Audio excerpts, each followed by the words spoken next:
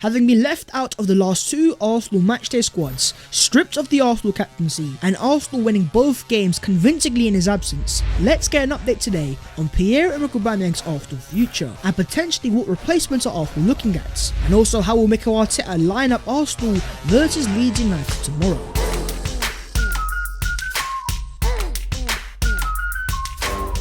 Yo, what is going on, guys? My name is Babs14 and welcome back to your boys channel. As per, make sure to go down there and smash a like on the video, and most importantly, subscribe to your boys channel if you guys are new. A massive thank you for 65,000 subscribers. It's mental, but still on the road to 70,000 subscribers. But let's get into the Arsenal news, and let's start off with the Arsenal Aubameyang situation. First, he was dropped, then he was stripped of the captaincy, and after 2 consecutive matchday squads where he has not been involved, Mikel Arteta has confirmed today that Aubameyang is not available for selection against Leeds tomorrow. 3 consecutive matchday squads, Aubameyang is not going to be involved. How much more is Arteta going to punish Aubameyang? And it also poses the question of what else is happening behind the scenes. Because according to The Sun today, Pierre-Emerick Aubameyang arrived at Arsenal's London Colney training ground this morning, a full hour and a half before any other player. So forget about LEEDS FC, this guy is turning up an hour and a half prior to any other Arsenal players. But even after that, Arteta still confirmed that Aubameyang is not going to be part of Arsenal's matchday squad. I can't lie to you guys, right now I am very confused of what is happening behind the scenes. And even the Telegraph are now reporting Aubameyang won't be training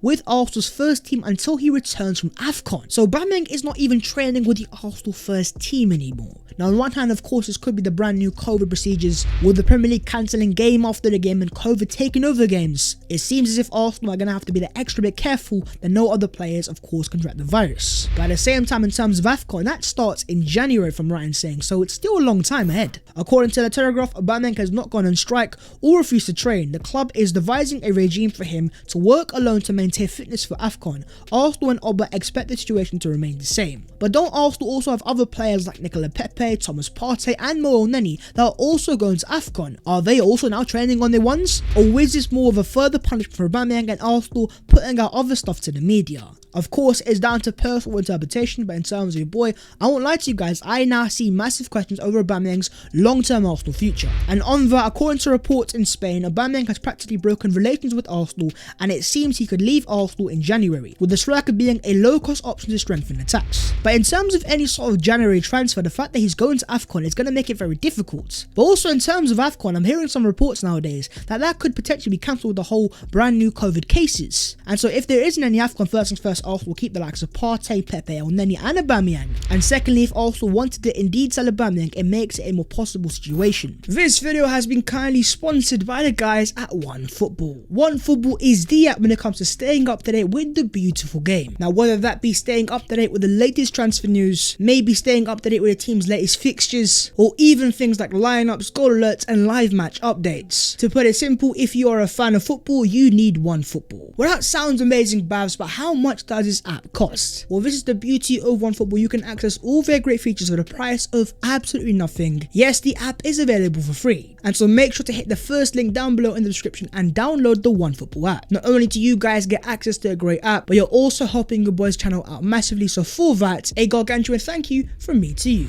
But let's just say Arsenal were to look to sell Aubameyang, who are they going to sign as a replacement? Well, according to Dean Jones, he says Dusan Vlahovic 100% is one of the strikers Arsenal are interested, but he's not sure Arsenal would be the right fit for him. Alexander Isak is another one Arsenal likes. The likes of Fabrizio Romano have already cleared the whole Dusan Vlahovic Arsenal saga. Arsenal can pay the money Arsenal want to sign him, but it's all down to the player himself, and so far so he's not convinced of the Arsenal project. And let me just make it clear, if my gargantuan team comes knocking on your door and you don't want to answer, forget about any transfers. But in terms of Alexander Isak, it is a more interesting one. In terms of his team, Real Sociedad, they are doing pretty well right now in La Liga, but in terms of the player himself, he hasn't had the best of seasons so far. Add that to the fact that he signed a brand new contract in the summer. If Arsenal wanted to sign Isak, he would be very expensive. And Fabrizio Romano has already said he wants to move to a team that's in the Champions League, and unfortunately in our current situation, we can't put that on the table. So even though Arsenal definitely have interest in the player, I think it will be a very difficult transfer to happen as soon as the next window. But talking about strikers, according to reports in France,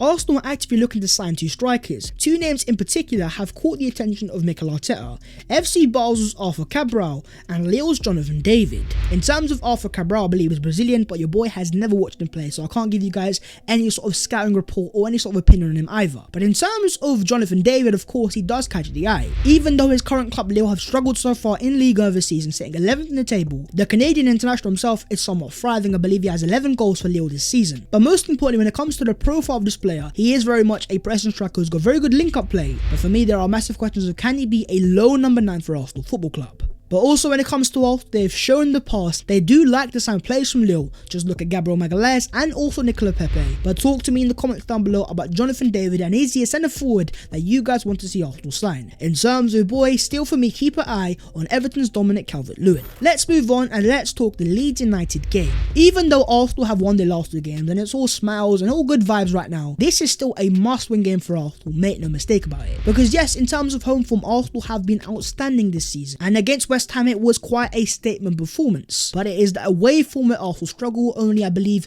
2 wins against Burnley and Leicester. Going to Leeds away at Ellen Road is never easy, but saying that, this could be the perfect Arsenal opportunity. Because as Chris Wheatley points out, Leeds have just 11 senior players available, including 2 goalkeepers for their match against Arsenal on Saturday. Leeds could be without 40% of their first team squad, first team players like Bamford, Calvin Phillips, their best players. Most importantly, this is not down to COVID, so the game's not getting cancelled. It is all unfortunately down to injuries, which as unfortunate as it is for Leeds United in terms of Arsenal, it gives us a massive boost and makes it even more must win and no excuses for Arsenal whatsoever. In terms of Arsenal's team news, the likes of Smith Rowe and Martinelli are both fit. It is mainly the absence of Pierre-Emerick Aubameyang that once again Arsenal are choosing to leave out of the matchday squad. But talking about Arsenal without Aubameyang, here's a stat. Since the start of last season, Arsenal have won 58% of their Premier League games without Pierre-Emerick Aubameyang featuring, earning an average of 1.9 points per game. This is compared to a 47% win rate and 1.6 points per game when the Gabonese forward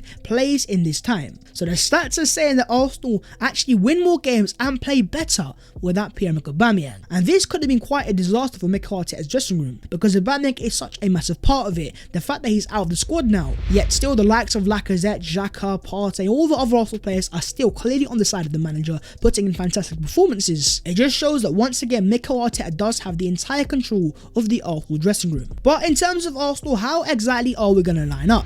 Well, I believe it will be once again a full 2-3-1 formation. We're going to see Ramsdale in goal, a back four of Tomiyasu, Ben White, Gabriel and Tierney, a midfield duo of Partey and Xhaka, and then a 3 of Smith Rowe, Martinelli, Saka and Lacazette up front. Now you guys already know your boy is a massive fan of Martin Odegaard, so for me to drop him, it must have been something massive. Smith Rowe as a 10 with Martinelli and Saka for me is just a better trio, especially for away games where you're going to have to counter-attack a lot more. But let's just say Arteta was to start Odegaard, I wouldn't be against it whatsoever. Granit Xhaka before the game has said, we have a lot of young players and you can see the hunger in the team, but as well the experienced players like me, like Thomas, for example in the middle, we have to take them to the side and we have to speak with them. Since the return of Granit Xhaka, even though he of course is such a divisive Arsenal player, I would say we're seeing a far better Thomas Partey alongside Xhaka. And in terms of the Arsenal tactics, as you guys can see against West Ham, Arsenal actually deployed a 4-3-3 in certain occasions, with Partey playing as a lone 6 and Xhaka as an 8. And so with Leeds being such a high pressing team, I would not be surprised if Arteta was to once again deploy this sort of 4-3-3 system. But I also want to have a little word on Pele's godson Gabriel Martinelli. Having the pace of Martinelli and Saka and Smith Rowe making runs up behind is perfect for Lacazette as that lone centre forward. But there have also been some very interesting quotes from the Arsenal manager towards Gabriel Martinelli, where he says he is able to put some gears into his play. Sometimes he is still doing everything at 100 miles per hour, which is very similar to what Guardiola said about Foden back in December 2020. He has to slow down a little bit. Football must be played in different rhythms. It is normal at this age. Even though every time Martinelli plays he shows so much passion and desire, that can be seen as a very unsustainable approach towards football, which can cause injuries and long-term issues. And now that Martinelli seems to understand that more, he's starting more games. For me, that is not a coincidence. But talk to me, my friends, about your own personal Arsenal predicted lineups going into this game. Okay, then let's move on to the other Arsenal news today. And starting off with Super Jackie Wilshere, of course, has been training with the Arsenal first team behind the scenes. Arteta today has said in his press conference, Jack Wilshere is still 100% good enough to play in the Premier League, saying if he has any doubts, I can tell him that he is. But for Arsenal, that's a different story. So essentially, once again, Mikel Arteta has brush aside any sort of reports that Arsenal want to re-sign Jack Wilshere. As great as it sounds when it comes to the whole sentimentals, I just don't see him fitting in this Arsenal team, the high pressing system. I don't think Wilshere suits that. But if Arsenal want to sign a midfielder, it has to be a permanent transfer and a more long-term resolution. Forget the short-term fixes and forget the sentiment. We are a football club, not a charity. Sorry, Super Jack, but I agree with Mikel. But if it came down to you guys, do you agree or do you disagree? Danny Cowley on Arsenal loanee Miguel Aziz. His technical ability and his athleticism will give him every opportunity to have a great career. He is another one who is incredibly driven, with an outstanding level of focus and a student of the game. He always wants to learn, develop and improve. High words of praise from the manager of Portsmouth towards Arsenal loanee Miguel Aziz, who of course had a very slow start to the season, but now he is certainly picking up form, getting goals, getting assists and putting in some very decent performances. And in terms of Dan Cowley, of course, he used to actually manage Emil Smith-Rowe during his days at Huddersfield. It goes to show that Cowley is a proven manager when it comes to developing Arsenal players on loan, and this could be very beneficial for Miguel Aziz. Arsenal have now created 20 shot career actions in the last 5 consecutive Premier League games, a first since FPF started tracking statistics back in 17-18 season. Essentially speaking, Arsenal are finally once again creating chances, meaning that we're shooting more often and also most importantly scoring more often. And here is another stat according to Opta Joe: no team has won more points than 22 or recorded more victories than 7 in home games than Arsenal in the Premier League this season, while only Manchester City with 19.7 and Liverpool with 19.4 are averaging more shots per game than the Gunners with 17.9. Arsenal at the Emirates this year is absolutely cash money.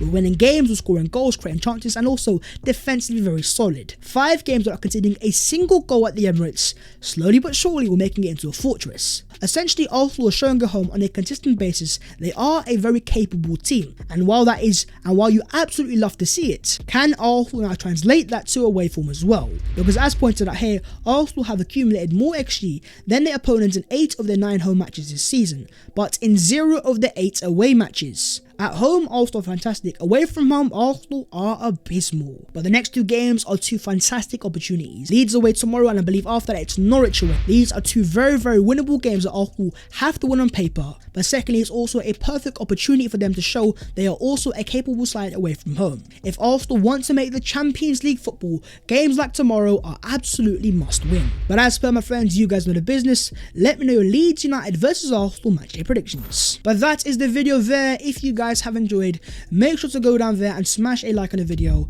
and also do subscribe to the boys channel if you guys are new. If you would like to follow your boy on them social medias, then the links will be down below in the description. But that was the latest Arsenal news today. A must-win massive game tomorrow against a Leeds team decimated with injuries. Arsenal, please don't fumble it, do the job, and I will see you guys later in a bit.